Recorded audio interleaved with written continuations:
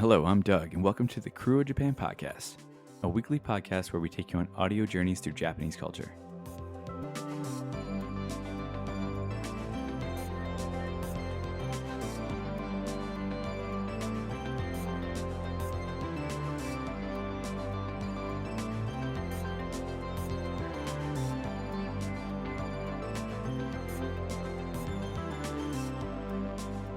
Mamaнаku 1番線に Crew of Japan 方面行きが参ります。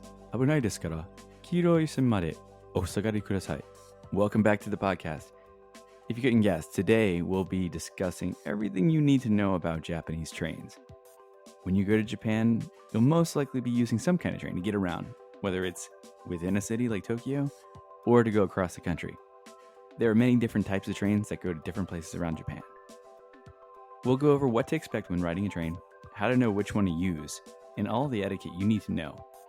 By the end of this episode, you'll be able to confidently navigate your Japanese travel journey using Japanese trains. ドアが閉まります。ご注意ください。発車します。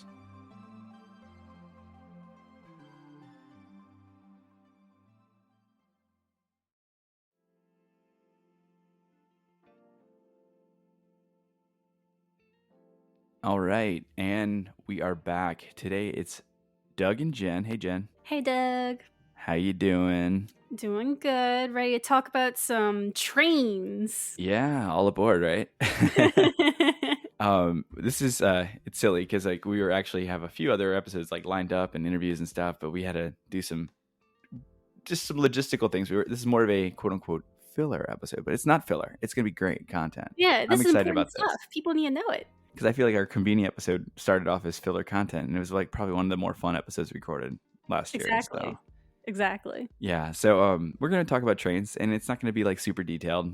This isn't going to be your definitive guide to Japanese train systems or anything like that, but it's going to be just kind of high level look, and also talking about our own experiences just on trains in general in Japan and some things to expect. For those maybe who are traveling to Japan for the first time and never have been on a train system, I can speak more so to Tokyo and Tohoku. Jen can hit on the Kansai, Kyoto region area train system. So I think between the two of us, we should be able to tackle a good chunk of the country and where people go. Yeah. All right. So, first of all, I mean, when it comes to trains in Japan, everyone thinks of Shinkansen, right? The bullet train. Like that's like that's like the thing. And they are incredible. Have you ridden on the bullet train before? Honestly, Doug, that's mostly what I take when I travel. Well, yeah, I guess so. Because, when you go, you're there for short-term travel, right? So, or for the study abroad program. So it's kind of like you get the rail pass and then that's what you use it for, unless you're inside a city, right? Yeah. So like when I'm there for work, I don't do the rail pass. If I need to take a train, I go buy a ticket for what I need. But like the time that I'm not traveling for work and I'm trying to hit as many places in Japan as possible, that's when I buy the JR pass and I'm just on the Shinkansen all the time. Yeah, so what do you think, in your opinion, what makes the Shinkansen so cool and so, I guess, different from other trains that you've ridden on in the past? Well, for one, I've never even ridden a train elsewhere. It's only been in Japan. I the same here. Like the first time riding a train was when I went to Japan. Because anyone familiar with New Orleans knows the closest thing we have to a train is Amtrak, which is actually a train. But it's like no one rides it. Like no one rides it. Yeah. It's faster to drive probably than to take the train. Exactly. So like my experience with, trains in Japan, it's very convenient. It's fast. Well, the Shinkansen is fast. Yeah.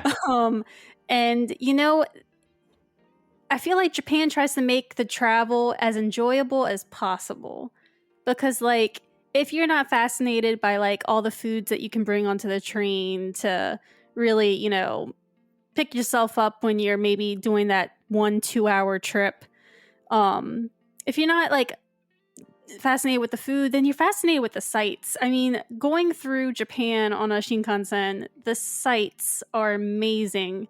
you see mountains, you see rice fields, you see countryside, you go through cities. I mean, it's just, you'll see so much diversity in Japan by just sitting on a Shinkansen. Yeah, you pass by. Like I've taken, I can't really count how many times I've taken the Shinkansen because I don't remember fully, but it can't be more than like 5 or 6 times because I lived in the country as like a teacher and a student and all that stuff. So like when I rode the train, I tried to do the more cost effective or the more affordable option because I was on a budget.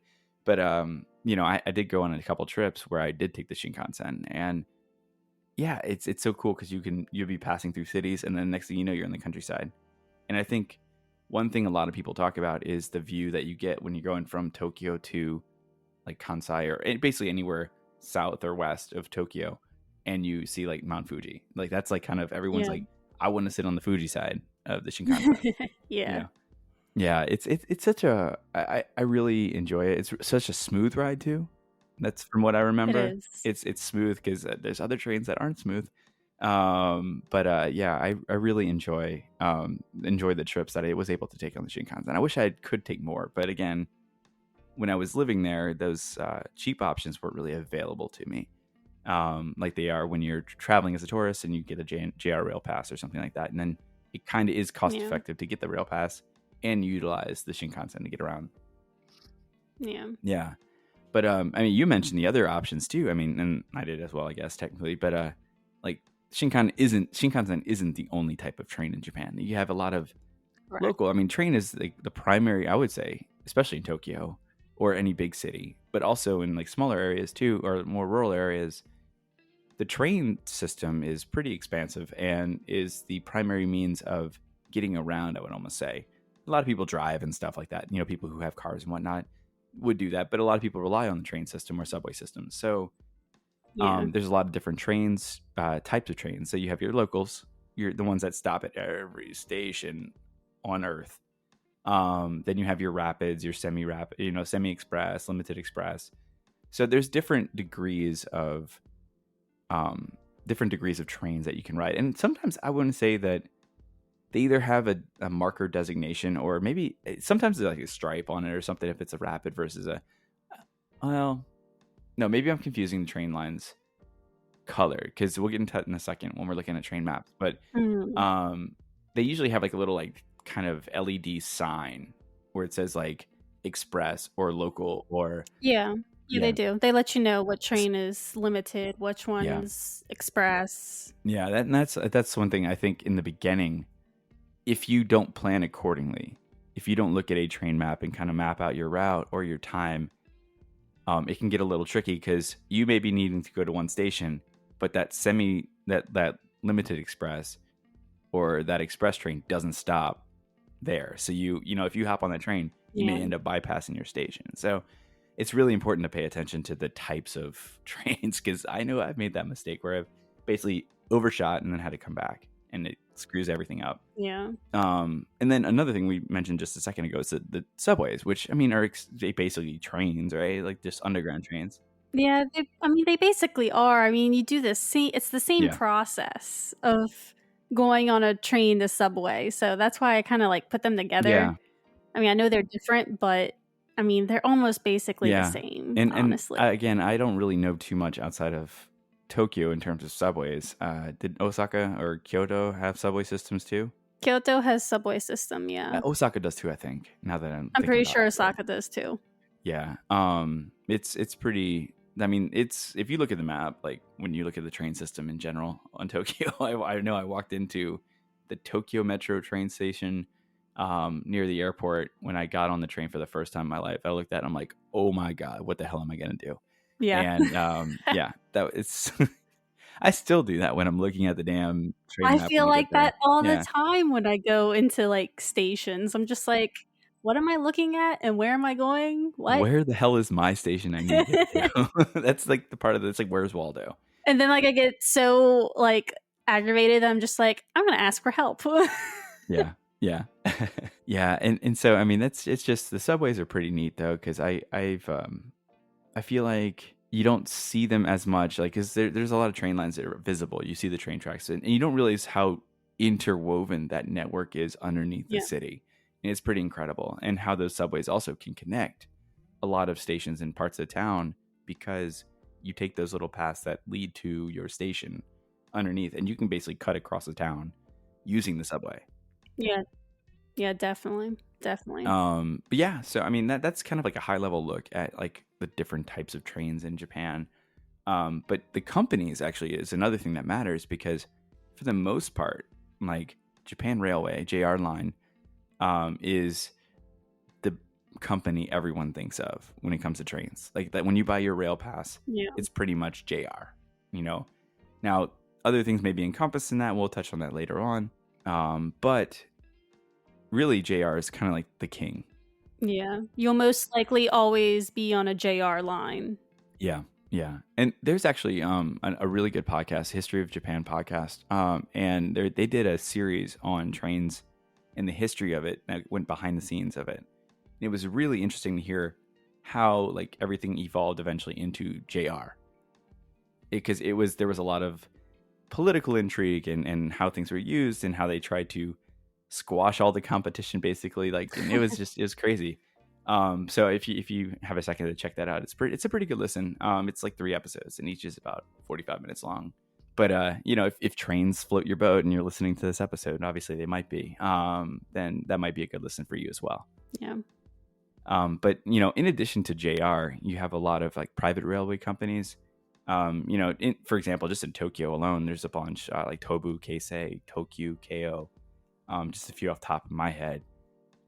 In Kansai, I think there's like Nankai, I think is one. And then Hankyu and Kintetsu. I want to say those are a few of them.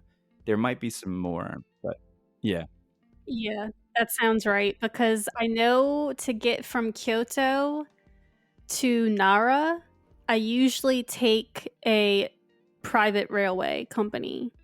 Okay. I don't take JR. I mean, I think there's some things like in Tokyo where you have to take privates. Like for example, I think Odaiba, to get to Odaiba, you need to take a private line. There's no JR train line to get there. I mean, well, there is a JR train line, but I think it's cheaper. Yeah, exactly. To take the private railway company's line, and I think that's why we do it. It's like more direct. Like there's like ways to get there using JR, but it's not necessarily the most time or cost efficient. So yeah.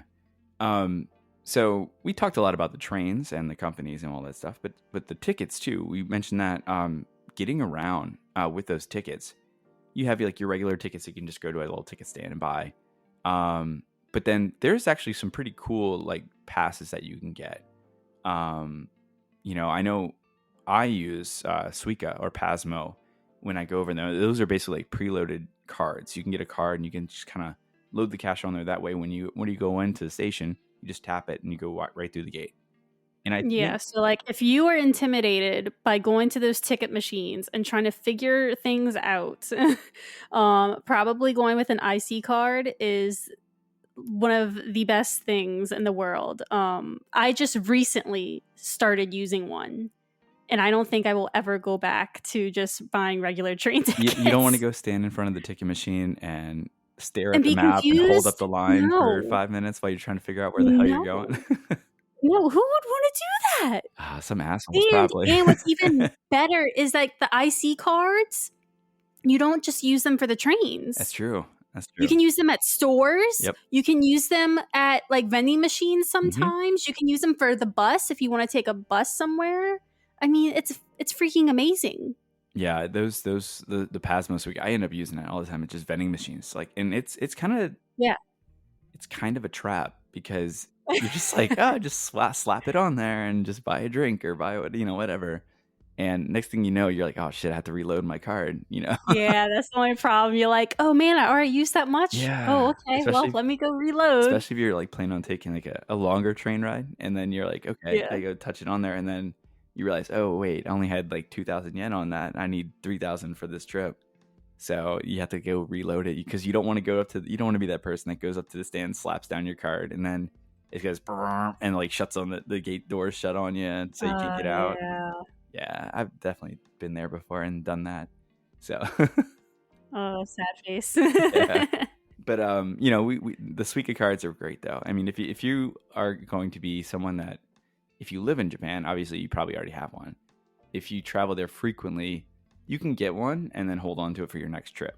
Because I think there's benefit beyond just having it for trains. You can use it for, like you said, a lot of different purchases. Oh, definitely. But we had talked about a little bit about like the rail passes too. Those are actually kind of interesting because I think they've opened them up a little bit more recently due to COVID. Like the travel, like they're trying to reinvigorate travel in the country, and they obviously can't take in international tourists. So I think they opened up the rail pass, and I may be mistaken here, and I should have done my research ahead of this, but I think they allow foreign residents in Japan to now get the JR Rail Pass. Before, I think I heard that exact same thing. Yeah. Because before it was restricted to only, you had to apply for it basically before you took off for your trip, right? Like before you left your country, you had to like buy it and pre-purchase it, and then you pick it up at like Tokyo Station or wherever, at a JR office. And I remember, I don't know if is it digital now, or is it still like the thing where you have to keep in your, like, I guess I never get one because, again, I don't really use the train as often when I go back to visit my in-laws. Yeah, it's still paper. It's still paper? Okay. Yeah, you keep it on you by your passport. Yeah. And I think, oh, this is going to sound horrible, but a buddy of mine came to visit me when I was on Jet, and he left, and he just gave me his rail pass, like, card. Oh, jeez. It's always you and a buddy. Yeah, well, I mean, see, so it's tricky. Like, if you go somewhere, especially in Tokyo, and they're not really looking at the name of the picture, and I'm not advocating for doing this, by the way. No one, don't do this. This is a no on if you get caught, I don't know what happens, but it definitely probably can get in trouble. Not good. Yeah, it's not necessarily good. You'll definitely lose the rail pass, that's for sure. But yeah, I like, you could potentially at your own risk and discretion, like, use that. But that was because you couldn't get one. If I needed to take trips, like my buddy was leaving, he had a 3-week pass and he was going home like with 5 days left on it. And it was like a weekend coming up. I was like, let me just go to Tokyo. Instead of paying 7,000 yen, I just used his rail pass. So it saved me a little money. But again, it's a risk that you want, if you want to take it or not. I wouldn't recommend it. And back. Yeah, because every time I use the JR pass, they are like pretty adamant about looking at my passport, and like they take some good time to look at it. So yeah, if you are, like, I think when I was doing it, I was going into Ueno and passing through. I know that they would you just flip it, and then they kind of like, you flip it like an ID, like yeah, like kind of like an ID when you're passing through, right? Like, and that's what it was. And I don't think if you're going through a smaller station that it would fly. If you were to try that. And again, like I said, not advocating for it, but yeah, because I know I'm not the first person that thought about doing this. Yeah, I'm sure. And then I want to also add that like there are different JR passes. So like you can get the Big Mama one that does all of JR line across Japan. There's no limitations. But if you are strictly traveling only in one region of Japan, you can do like JR West and JR East to save a little bit of money if you're not planning to like do extravagant travel across Japan. So I know a lot of people kind of do that sometimes to save a little bit of money. Yeah, and that's a great point because if you are looking to travel, and if you aren't going to be going to like the western side of Japan, why not just pick like JR East and just stick to that, and then save yourself a little bit of money that you can maybe put towards something fun that you want to do on your trip. And another thing too, just to keep in mind, is that some things aren't included on those rail passes. Like I know that some Shinkansen aren't included. I think Nozomi, like for example, or is it Hikari? I forget which one, but one of them is not allowed to be used. Like you can't book a certain Shinkansen. And then also it covers not only JR Rail, but you can get like Tokyo Metro, I think is covered on there now, which is like Tokyo subway rail subway system, and I think a couple other private companies. So if they have done some kind of collaborative work with other private rail companies to encompass that to make overall travel easier for tourists. Yeah, I mean, if you're getting the JR pass in the mail, they'll send you like a little tiny, I mean, it's a tiny book, but I think it's a very extensive book, actually. It's a little blue book. It's going to tell you all of these travel routes that you can take with the pass. And in that book, they'll let you know, like, what counts for taking it and what doesn't count. Because some ferries, accept the JR pass. Some buses may take the JR pass. So you really just got to read that book that they give you, because it's a lot of information, but it's a lot of good information. Yeah, for sure. And I've only gotten the rail pass once or twice, legitimately. And that was just when I did a couple solo trips after Jet. So I don't really remember, and I haven't had a chance because I don't think. Actually, you know what? I think my wife is eligible for, because since she's Japanese, I thought for a while like that you can't, since she's a citizen, that she can't get the rail pass. But I think if you are a permanent resident of another country visiting Japan as a Japanese citizen who lives out abroad and then is traveling back for Japan for tourist reasons or whatever, I think you are eligible. So you just want to kind of read the fine print. But there was some, we never got it because, again, we would just go with her mom and sister to, if we go on a little trip, we drive to like Nikko or drive to Sendai or something like that. So, that it's definitely something to look into if you are looking to do some extensive travel.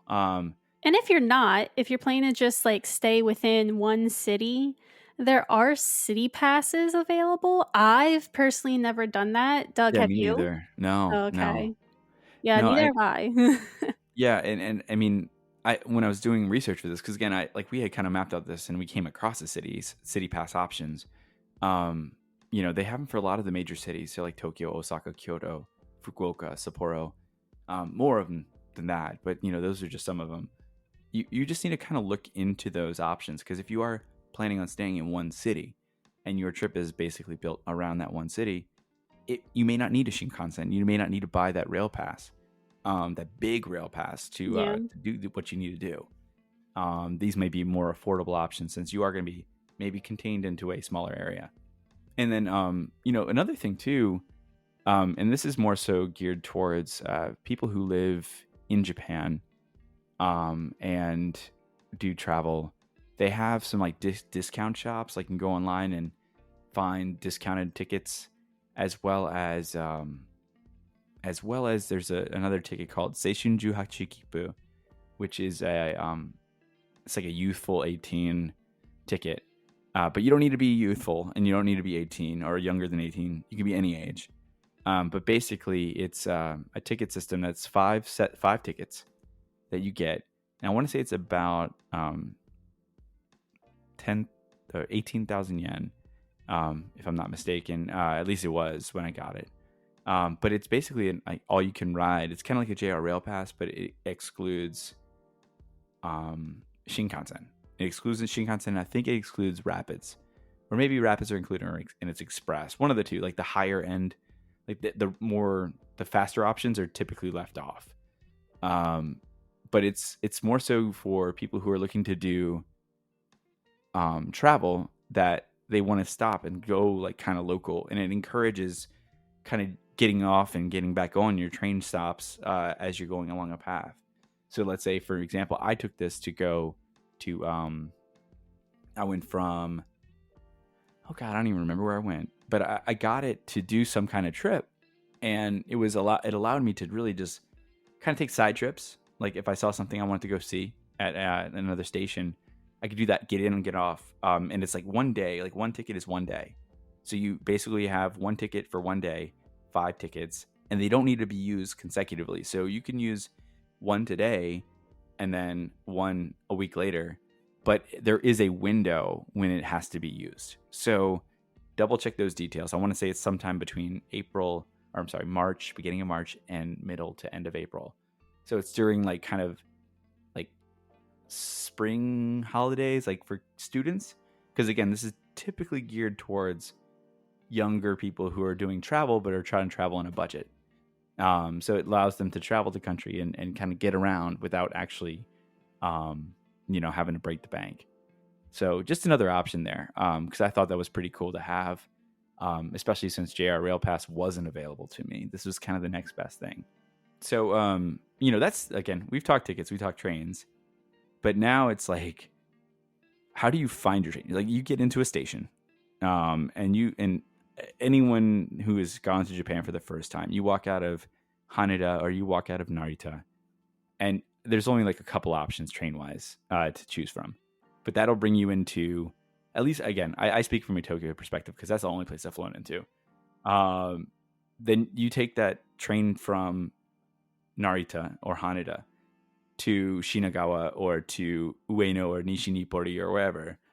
And then from there, it's like chaos. It's like, where the hell do I go? Because you get into those stations and it is so busy all the time because those are the major stations.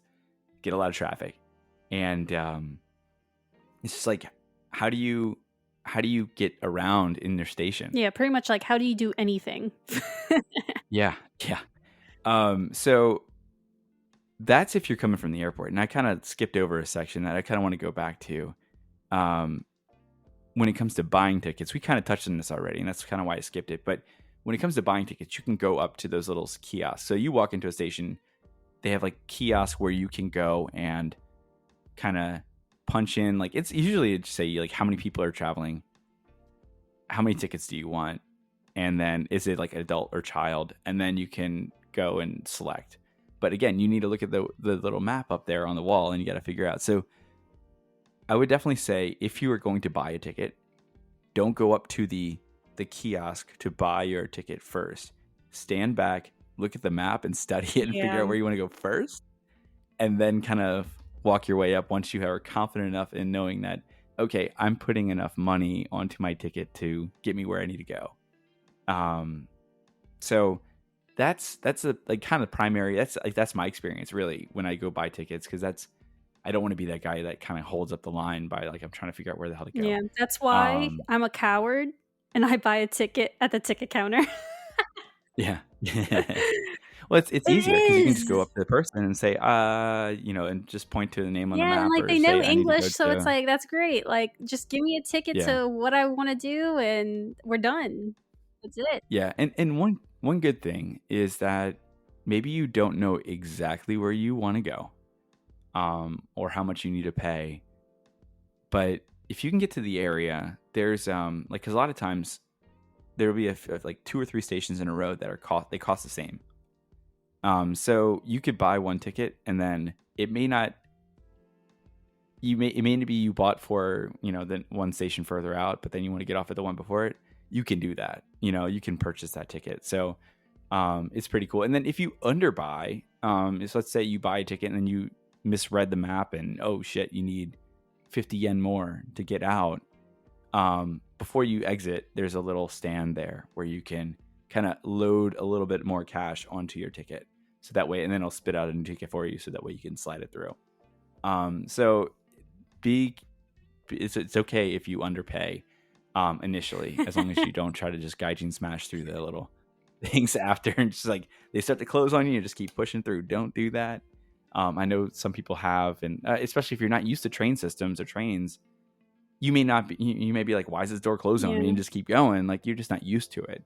So it's just something to be aware of when you do.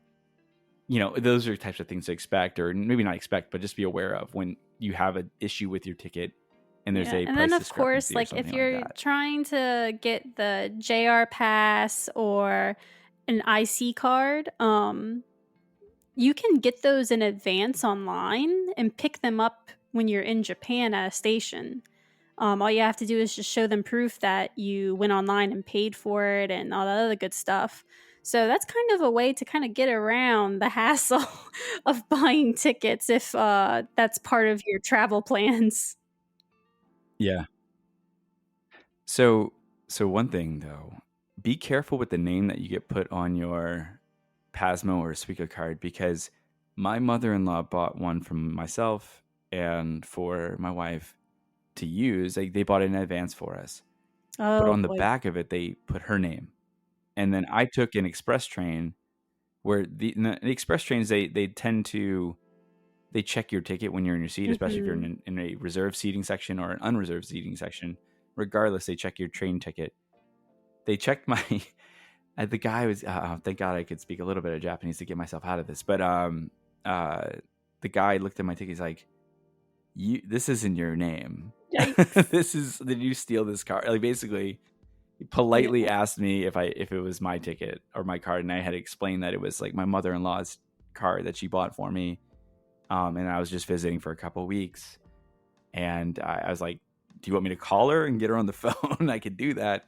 But yeah, it was just be aware that if you get a Suica card or a Pasmo card, that the name on the back is yours, or if it isn't, have an excuse, because if it is somebody else's, they will catch it more likely than not.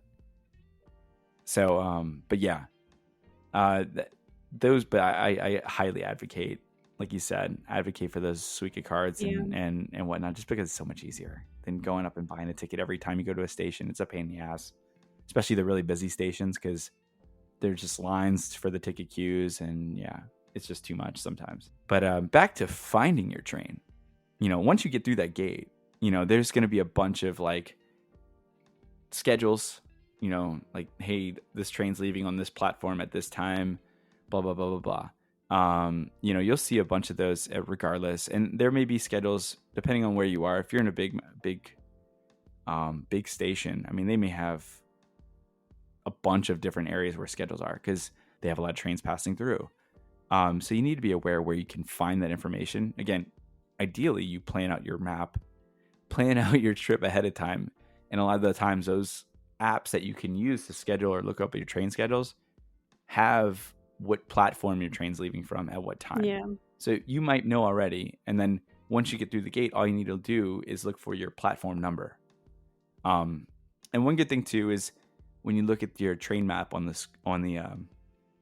station when you're buying your tickets, everything's color coded. Like, every train line will have like Yamanote-sen is green, and Sobu-sen is yellow, and Chuo line is orange. And, and different train lines have different colors. Like Keihin-Toku-sen is like a light blue, or maybe it's dark blue. I can't remember, but it's blue. Knowing what train line is yours, you can use that color to kind of look at the signs, and those signs will match the colors of the trains too. So that's really important in finding your station or in the right platform. If you aren't aware of the number, then looking at that color will at least get you to one of the right platforms. But also knowing the big stations and the hubs that you're going, that are going to pass by you, or where you're going in the direction you're going, will help also know where you need to go. Because they may say like platform 9 and platform 10 are both going to are both like Yamanote line, but are you heading in the direction of Shinjuku, or are you heading in the direction of Shinagawa? Like, and you need to know which way you got to go. So kind of being aware of that, and again, paying attention to those numbers is really the easiest way to do it. Know the direction you're going as well. But again, this is Tokyo centric. I that's where I primarily would use a lot of my train experience. So I don't know, like for you, Jen, like, did you have similar issues? Because I know Kyoto Station's kind of crazy, kind of big. It can be, yeah. Like, for example, I remember I got lost with the JR line, actually. I was supposed to meet my friends. We were supposed to take the Shinkansen. And I was at the front of the station waiting. But the JR line that they were planning to take for this Shinkansen I was meeting them for was at the back of the station. Ooh. So, like, I think it took 30 minutes for us to figure out that we're both saying we're at the JR line station part of, Kyoto Station. And we found out, we're totally on different sides of the station. So, yeah, that was pretty Yeah, bad. that is not. Yeah, I know. You've been to Shinjuku before, right? No. No? Oh, I don't stay in Tokyo. okay. Well, have you been to Tokyo Station? For a very short amount of time just to get to Tokyo Disney. Yeah. Okay. So Tokyo Station's kind of crazy too. It's very big. There's exits all over. So if you're meeting someone at one of these bigger stations, you need to know like what exit you're going to. Are you going to east, south, northwest, northeast, whatever? There's different names and stuff. Pinpointing those, because it can be absolutely impossible to find someone if you don't know that. Shinjuku is notorious for, there's like jokes out there. People will say like, I got lost in Shinjuku Station for like, I'm still lost in Shinjuku Station. It's been 5 years, like, cause it's such a big ass station. And Shinjuku itself, like that station is huge. And if you like, they added like a west, but then there's also like a new west exit. So there's like 2 west exits, but one's like the new one and then one's the original. So it's like you need to know where you're getting out at these stations when you go, like where you're meeting someone. And yeah, those bigger stations are just such a hassle. I much prefer the smaller stations, honestly, just for the sake of lack of chaos and lack of getting lost. If you're navigating a station for the first time, Shinjuku or Tokyo is probably not where you want to go, because it is just yeah, it's not fun. No, it can be. I mean, it's cool to experience, and if you're more familiar with like getting around, I guess it's not as bad. But it's just so much going on. Shibuya is kind of the same way. Yeah, Yeah, I mean, for people from the South, not only do we have, to think about doing all this in Japanese, but we also have to think about the fact yeah, that we've never been on a train before or in a train station, whereas people up north in the US, y'all have a little bit of an upper hand, at least yeah. about train Subways and stuff. trains, they're much more frequently used. Yeah. Like if you're like in New York, or if you're in Chicago, or those areas, like they tend to be more acclimated to using train travel. And us Southerners, especially New Orleans. I mean, really, I don't know any Southern city that, at least here, that has a legit train system. Even, I don't know. I can't think of anything. Can you? No. No. Yeah, exactly. So like, it's just such a, for lack of a better term, foreign concept for New Orleanians, because you're not used to that kind of travel. So being comfortable in those types of environments is definitely a culture shock in and of itself. But yeah, just when you're looking around, back to getting and finding your train, the most important thing is planning. Just plan your trip. Like plan like what you need to do. There's a lot of apps that you can use nowadays that can help you plan these. I mean, just Google itself is great. Like you can Yep. say, I I want to mean, go back in the from, day, Google was nothing to me in Japan, but now it is a yeah. lifesaver. I mean, you can go into like Google Maps and do like, I need to get from here to here. And then it'll tell you the train stations. It'll tell you the train line name, what platform, the time it's leaving, and it'll give you a few options. Like it actually allows you to have some flexibility in your travel picks, and then it'll tell you how much it costs too, so you can kind of plan that too. But yeah, Google's probably the easiest because everyone just uses Google Maps anyway, right? Yeah. But there are some other train apps out there that you can download while you're in Japan. There's websites you can use.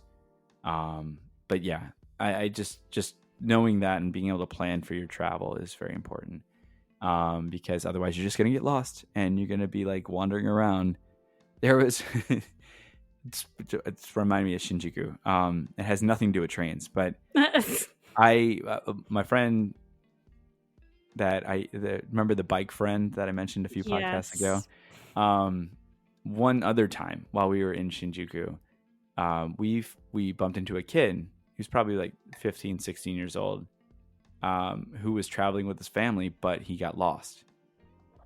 And he was like supposed to meet them in the station, and he didn't know what exit. And so we spent, and he didn't even know where he was staying. And this is the frustrating part. We tried for like 3 hours to find him. We like derailed our evening to help this kid out, and we ended up not being able to, because all he had to go by was his hotel room key that didn't have a name on it. So we ended up walking around, kind of took him to all the different sides of Shinjuku Station to try to find out, like, hey, does this look familiar? Does this look familiar? Does this look familiar? No. Okay, I don't know what to do. Here's a police box. We'll take you there. And me and him will still joke, be like, I think that kid's still lost in Shinjuku somewhere. Like, I wonder if he ever found his family. Yeah. It's such a big station. Like, just to be prepared for that if you haven't been there before. Because it really is overwhelming for the first timers. Yeah. But yeah, so once you actually are in the station, you bought your ticket, you're through the gate, you found your actual platform. You get there, and really, it's just a matter of standing around and waiting for your train to show up. At that point, like, you get on the train. There's like these really cool. And one thing I'll say about, like, especially in Tokyo, and I think Kansai is pretty good about this too, is that they do a good job of accommodating for blind folks. Like, being able to get around, they have these little like yellow lines that are on the ground that have like these bumps, so that way if someone is blind and trying to navigate on their own with like a walking stick or something like that, you can tell what direction you're going. And they will have these throughout stations, so people can kind of follow and walk and guide themselves. And then the only reason I'm bringing this up is because they have a stripe, usually yellow, but sometimes white, but I always think yellow, because like the stations have like an announcement they make, where, and I said this earlier in the intro of the podcast, stand behind the yellow line, and that yellow line will have all those little bumps on it. So again, as a means of like kind of letting those folks who are using these to actually navigate the system to, get back behind there. Like, you can kind of feel it yourself and say, okay, I need to back up. So once you get to the platforms, they have these lines there that it kind of, you stand there, the train pulls up, you'll hear some announcements like "Densha ga mairimasu" or something like that, where the train is arriving. And then it gets there, and then the doors open, and depending on what time of day it is, you may be able to easily brisk your way, leisurely walk onto the train.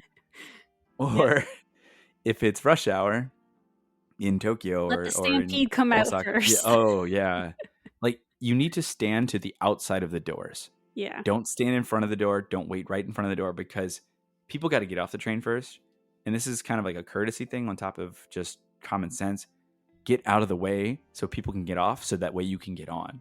Yeah. And a lot of times, I think now a bunch of stations have kind of lines drawn where to stand. They do. And, if you are confused and you don't know what's going on, just follow what the Japanese are doing. I can guarantee you there's probably like 5 or 6 Japanese people lined up already for the train.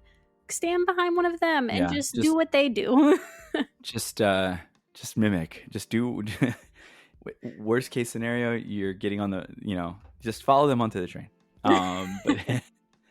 But just make sure you get out of the way, because you need to let those people off first. And that's like don't try to rush onto the train first, because that'll a lot of times creates a bottleneck and just messes things up. So, when you are, if you have luggage, because I know a lot of people, if you're traveling, you may be traveling with suitcases, you may be traveling with a backpack. Be aware that the busier stations may not be the most accommodating for your suitcases or for your bags. So kind of plan around that. But if you do need to travel with a luggage or backpack or duffel bag or suitcase, they do have some luggage racks above the seats, so that way you can store. And also next to the door, there's a little bit of a space between the door and where the seats start, so you can kind of stand your taller suitcases kind of right there. At least that's what I've done. I've done that too. One thing not to do is to, and we may touch on this a little bit more later, is don't put your stuff on like the seats. Oh God, and no, take up don't do it. space. It's common sense, but I mean, I've seen people do it, like especially, just folks who aren't used to traveling in Japan. They just, don't put your stuff on there. Don't put your feet on the seat. Well, actually, I guess it depends. We'll get on that later on too. But, just once you get on, just kind of listen, like once you're on the train, it's smooth sailing. There are announcements because there'll be doors on both sides of the train. So when you get on the train, you want to make sure you listen when you're arriving at the next station, because they will say every time, they'll say Sugiwa, whatever, Sugiwa Shinagawa, or whatever station it is.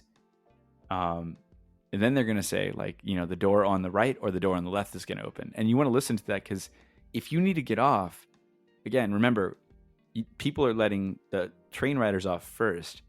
So that way you can get off the train and then other people can then get on. So if you're on the wrong side of the train waiting to go to that other door and the door on the opposite side, you may miss your opportunity to get off the train, and you may have to struggle to like push through people who are already boarding at that point. So just keep that in mind. And we're going to touch on a little bit of that vocabulary in a second, but just know what side, as they announce it, know what side is going to be opening up, because that's going to be that'll make your life a little bit easier when you get there. And they announce it a few minutes before or a few seconds before they arrive, so you have a chance to kind of navigate your way closer to the door if you're in the middle of the train or whatever. So and I know in Tokyo, I don't know, I'm sure in Kyoto and Osaka as well, they do announce some of that stuff in English. So yeah, they do. Yeah, and then the signage too, they'll have like the little LED screens and whatnot in the trains that they displayed in English and in Japanese. So when in doubt, just kind of wait for the English to pop up. But it's really important, because it will make your life easier when you're trying to get off the train. But yeah, I mean, really, that's it. It's just riding the train. You're just kind of getting, once you're on, you're there. Yeah. And just get on and get off wherever you need to go. There's some vocabulary I wanted to touch on for this episode specifically. One thing is there's a word called norikai. Norikai means like to kind of basically transfer, changing trains. And that's probably, I think, one of the hardest things I had to grasp. I hate transfers. Yeah. It's never always a direct shot to where you need to go. And what that means is that you have to change train lines, change stations, possibly buildings, which require a little bit more, I don't want to say complex, but a better understanding of how the system works. But because sometimes you need to put your ticket, you need to go through a certain gate for Norikai only.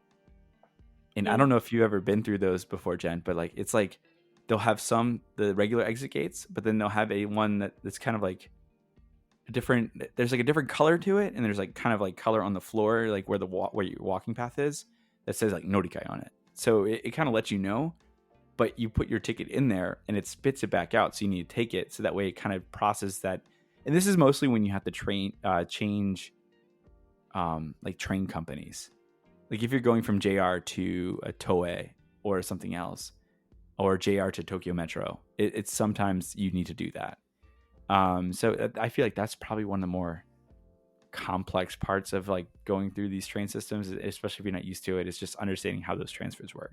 Yeah. But again, they will announce, when you're arriving, they kind of announce it on the intercom, like these are the train lines that are at the station, so that way you can kind of know, what trains are there, what train lines run through that station. So if you need to transfer, you can do it at that station. But again, the most important part is preparing yourself in advance, so that way you know, and you don't have to rely on a second language to hopefully understand what the hell's going on. Yeah, and if you're using like Google to like map out your train route, usually Google will let you know if there's a train transfer. So that's nice. Yeah, I didn't have that back in the day. It sucked. Yeah, I had to use my old-fashioned ears to listen to the train people and be like, did they say what I thought? Oh God, okay, I'm just getting off here, and pray that I got off the right station. Yep. Just know, everyone, we have it very easy now, because Yeah. back in the day, a few years ago, whoo, it was tough. Yeah. So again, I mentioned some vocabulary to keep in mind. Norikai is one, just because that's really important. If you need to go to somebody, and if you get lost, you can go to a ticket counter, say Norikai, and then say like your train line. If you don't have a good grasp of Japanese, just say Norikai and then the train line and then where you want to go, and then the person can kind of point you in the right direction at that point. Yeah. They probably will tell you the number and they'll tell you what to do. Just some other things, like the word kipu is ticket. So if you hear kipu, it's like your ticket. Sometimes they go chiketo, but it just depends. Kipu uriba is like your ticket station or ticket counter. You'll hear a lot of times when the train is arriving, you'll hear mamanaku densha ga mairimasu or densha ga kimasu. Train is coming. And then, as I mentioned, when you're on the actual train, you'll hear them say, sugi wa nantoka. They'll say like next up is whatever, mamanaku nantoka. Like you'll hear those words and then the name of the station. So that's just basically kind of your audio cues to know, okay, what's coming up next for my ride. And then the most important thing, because I mentioned the doors on the right and left, deguchi wa hidari or migi gawa, one of the two. Deguchi wa hidari gawa desu or migi gawa desu. It's exit on the left or the right. Hidari is left and migi is right. So knowing which side, and I think that's probably one of the most important phrases to understand when you're on the train, because I feel like if you don't know that, then it's just, it could be a nightmare to get off, especially if you're in one of those really, really crowded Tokyo trains, like on like the Yamanote during rush hour, passing through Shibuya or passing through Shinjuku. It's crazy. And then last one I wanted to just touch on is like doa ga shimarimasu or hirakimasu. It means the door is opening and door is closing. Again, it's just some phrases you'll hear on the trains constantly. And if you were curious what they were, that's what they are. But I don't know. Did you have any other phrases? I think those are the primary ones that I could think of. Did I miss any? At least for like on the train, those are kind of what you need. I mean, if you've ever taken a Japanese class or you've reviewed Japanese by yourself online, a common phrase that they'll probably make you learn as a beginner in Japanese is like, where's the station? Oh, yeah. Doko wa eki desu ka? Eki is station, doko is where. So if you ever need to get directions on how to get to a station, that is kind of how you'll do it. So that's the only other thing that I would like to add in case someone is not studying Japanese. That's a good phrase to know. Yeah, no, that's really good. And just saying like doko desu ka, being able to say that, like where is, and then plugging anything in front of it is really critical within the station itself. Like if you're in a station and you need to go to the bathroom and you don't know where the bathroom is, you can ask, or convenience store or whatever. Yeah. So just really, really easy and important phrase that you can know. Just be prepared for a Japanese answer. Yeah. Now, Doug, what's even more important possibly than knowing the language is knowing train etiquette. Oh, yes. We kind of don't be one of those foreigners. We're gonna teach you the right way. Don't be that person that puts their suitcases and bags on the seats, right? Yeah. Put them at your legs so that way you're not like taking up space, because that's the thing. Everyone's trying to get on this train, so you need to really accommodate for people. Right. Yeah. And that's one thing. There's a section too on trains. That's kind of like the priority seating is what they call it. Yes. I had the Japanese word for it. It's like yu nantoka. Where is it? For those behind the scenes, I'm Googling right now. I just had it in front of me and I don't know what happened to it. But basically it's I think Yuenseki. I don't know. Yeah. Hold on. I got it. Yusenseki. Sorry, I was close. Yusenseki. And there will be a section, it's probably right when you walk in the doors. It's usually at the front or the back of a train, or a train car. and there will be a picture of like an elderly person, a pregnant woman, a person with a baby, and I think then like there's like I want to say a picture of like someone with like a defibrillator or something like that. Either like that or someone with a crutch, just to like Yeah, let you know like someone's injured or whatever. yeah. So basically, these seats are priority seats that are saved or open for folks to sit in if they need easy access to the entrances or a seat just in general. I will say that a lot of people, especially in Tokyo, don't care if it's priority seating or not. They'll just take it. Foreigner or Japanese alike. I've seen those really busy trains. They're like that, but the less frequented ones. I mean, they still have people that do it, but Yeah, in Kansai, from my experience, like sometimes Japanese people will take those spots, but if they see like an elderly person coming into the train, they'll say, "Oh, dozo," and yeah, they'll get up, and the elderly person or pregnant woman or whoever they're addressing will take the seat and they'll just stand. yeah. I've seen that a lot too. One thing, also I've always found, if you sit there and get up, then people appreciate that. Obviously, I mean that's kind of just courtesy, Yeah. right? If Yeah, it's of empty course. and it's not busy, then it's no big deal. But just be aware because I know that it's just it's very tempting to sit in those seats if they're open and no one's sitting Yeah. there. But just a courtesy thing.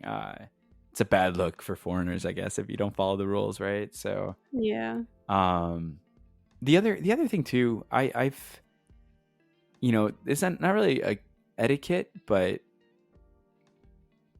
I've noticed people like, especially in these bigger stations where it's crowded trains, people like falling asleep on you. And I know people talk about this pretty much. It's kind of like one of those like, oh, Japanese trains, people sleep on you. Random strangers will put their head on your shoulder. But it's true, it happens. Like It does happen, yeah. they'll like kind of like people will just sit there and they'll kind of nod off like on a train ride, and then when they're nodding off, their head might just fall over onto your shoulder and they won't move it.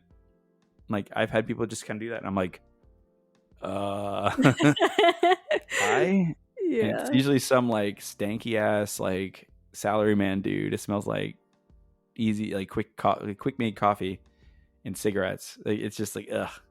But yeah, so it's something that happens. And if you kind of just like shrug your shoulders like gently, they might get the message. But don't be alarmed too much if that happens, because Yeah. it's one of those things where yeah, I don't yeah, it's Yeah, a I don't little know bit the of an invasion of situation for personal that either. space, but yeah. But another thing too is like put your phone on silent mode if you go on the train. Yeah, phone use on the train.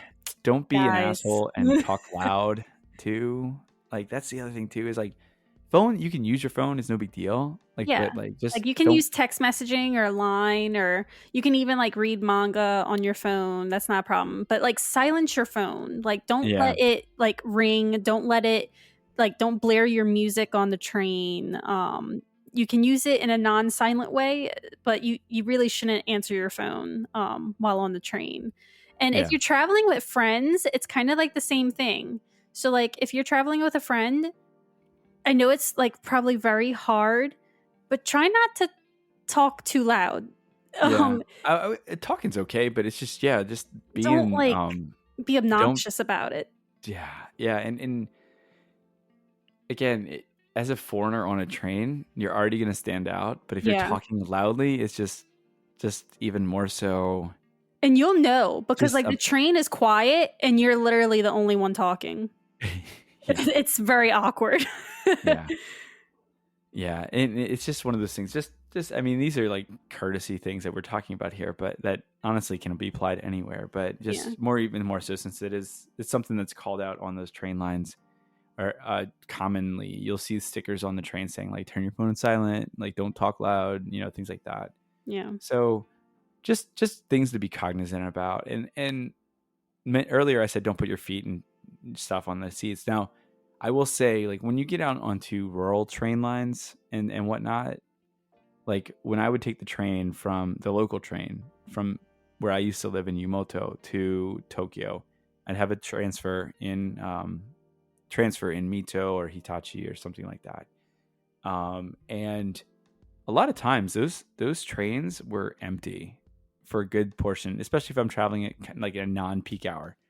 And you would not, I'm not saying I did this all the time. I did eventually just because I saw other people doing it.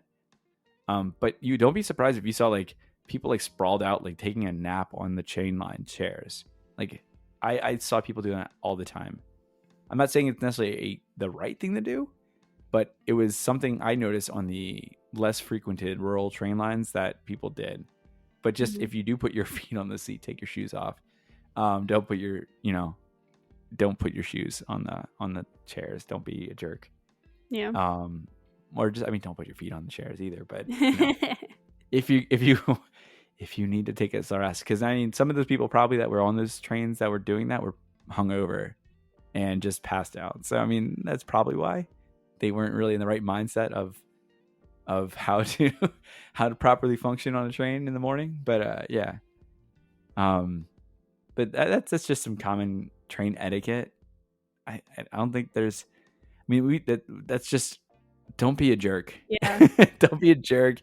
Don't sit in those priority seats unless, like, again, if it's absolutely nobody on the train and like no one, like, if it's empty, you could sit in it. But then if you see someone like a mother holding a baby or like like an older person coming on, get up and let them sit. Yeah. Just be courteous.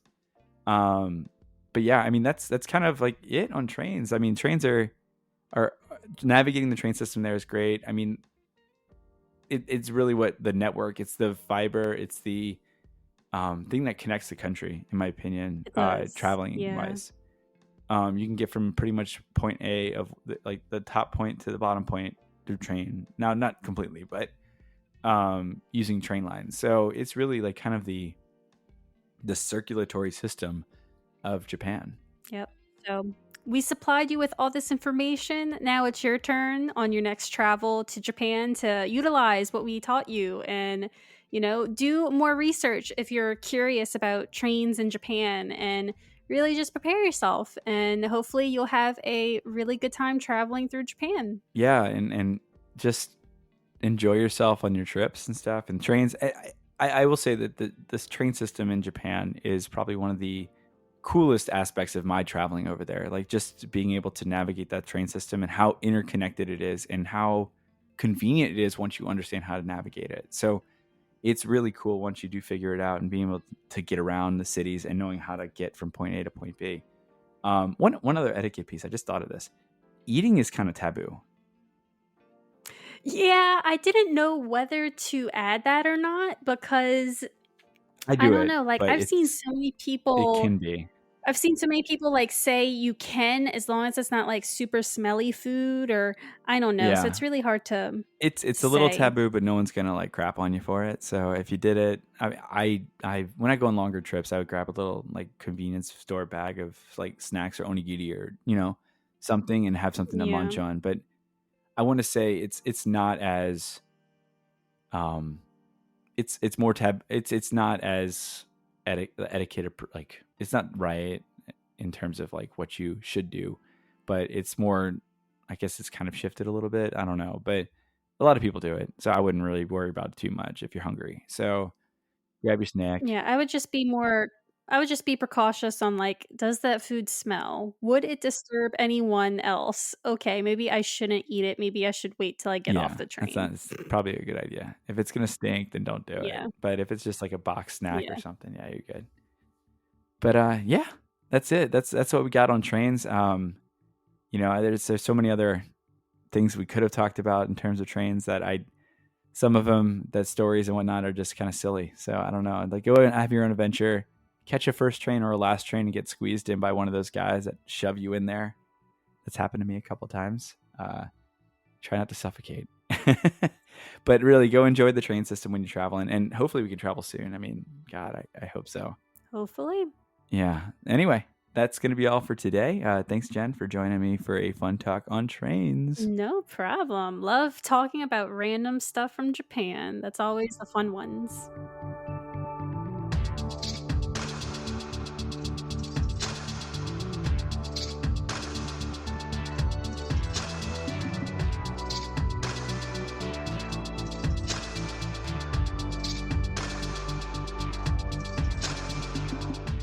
And that's it for this week's episode. ご乗車ありがとうございます. Thanks for turning into the Crew of Japan podcast. This week we talked about Japanese trains. Traveling Japan by train is an experience in itself. We hope you learned a little bit from our discussion and are ready to confidently travel through Japan like a pro on one of their trains. Well, or almost like a pro. Have you ever been on a Japanese train? Share with us some of your train stories on social media. We're on Instagram, Twitter, Facebook at Crew of Japan Podcast. That's at KREWEOFJAPAN PODCAST. That's on Instagram. And on Twitter, it's at KREWEOFJAPAN. Crew of Japan.